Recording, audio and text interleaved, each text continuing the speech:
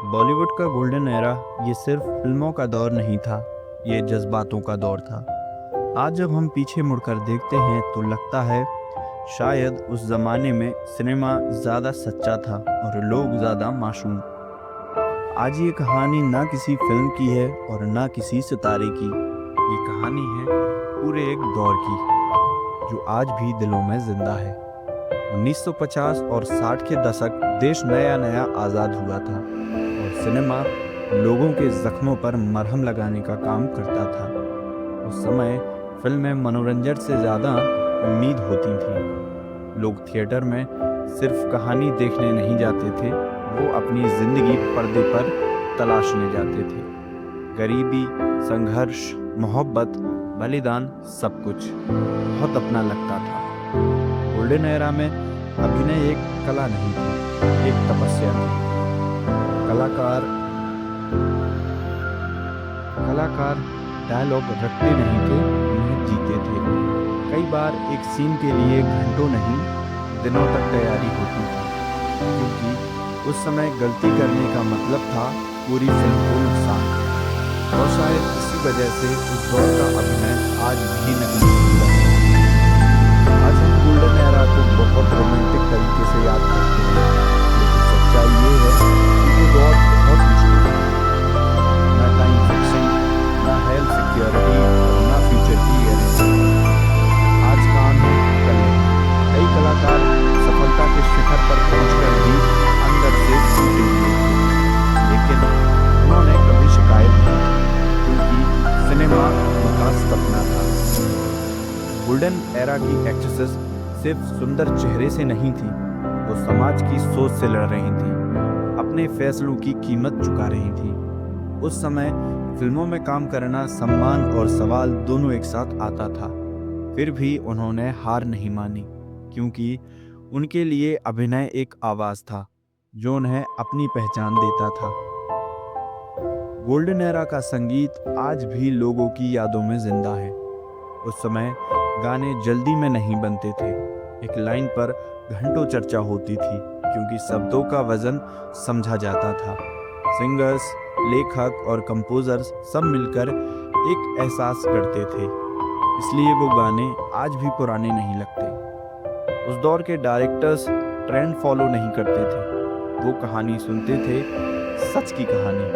कई बार बजट इतना कम होता था कि फिल्म रुकने की कगार पर पहुंच जाती थी, लेकिन हिम्मत नहीं रुकती थी, क्योंकि उनके लिए सिनेमा सिर्फ पेशा नहीं, जिम्मेदारी था। अकेलापन जो हर सितारे ने महसूस किया। तालियां बहुत थीं, लेकिन उन्हें समझने वाले कम। काम खत्म होने के बाद खामोशी हर किसी का इंतजार करती थी। कुछ लोग इस अकेलेपन से निकल गए, कुछ उसी में खो गए। लेकिन दर्द को कभी पर्दे पर नहीं लाया गया, क्योंकि उस समय कमजोर दिखानी आसान नहीं था। कमजोरी दिखाना आसान नहीं था।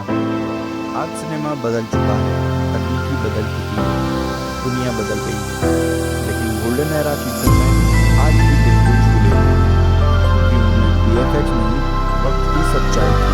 वो फिल्में हमें बेहतर इंसान बनाने की उम्मीद देती थी, क्योंकि वो दौर सिर्फ देखा नहीं जाता, महसूस किया जाता है।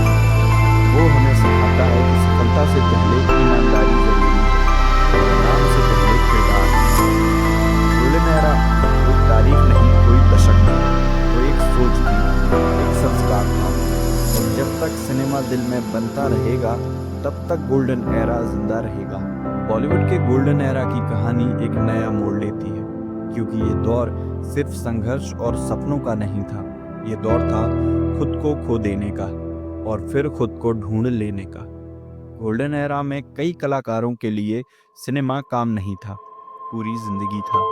सुबह से रात तक रिहर्सल्स, शूटिंग, मीटिंग्स, और जब तक सब खत्म होता तो बचती थी खामोशी। कई लोग उसी खामोशी से डरते थे, तो कई उसी में अपने किरदार खोजते थे, क्योंकि उस दौर में रुकना मतलब पीछे छूट जाना। गोल्डन एरा के कलाकार कई बार अपने किरदार से इतना जुड़ जाते थे कि असली जिंदगी धुंधली पड़ जाती थी। दर्द वाले किरदार दर्द बन जाते थे और मोहब्बत वाले किरदार उम्मीद। कई कलाकारों ने पर्दे पर जो किया वो असल ज़िंदगी में कभी नहीं मिला, क्योंकि उन्होंने शिकायत नहीं की, क्योंकि उनके लिए कला सबसे ऊपर थी।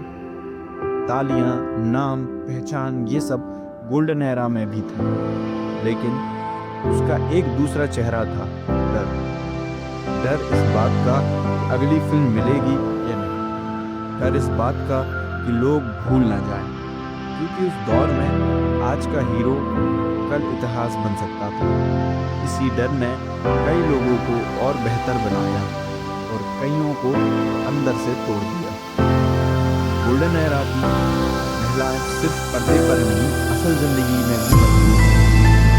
हर कदम पर सवालों का सामना करना पड़ता है।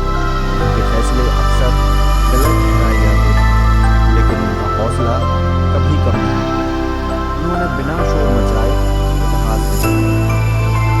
जब सब कम पड़ जाते थे, संगीत सब कुछ कर देता था। गोल्डन एरा में कहानी सिर्फ फिल्मों का हिस्सा नहीं, लोगों का सहारा था। किसी के लिए वो गाने उनके दिल का इलाज थे, तो किसी के लिए नई शुरुआत, और शायद इसीलिए वो धुनें आज भी हमारे साथ चलती हैं। अगर आपको ये सफ़र महसूस हुआ हो तो इसे आगे बढ़ाइए, क्योंकि कुछ कहानियाँ सिर्फ सुनी नहीं जाती, जी जाती हैं।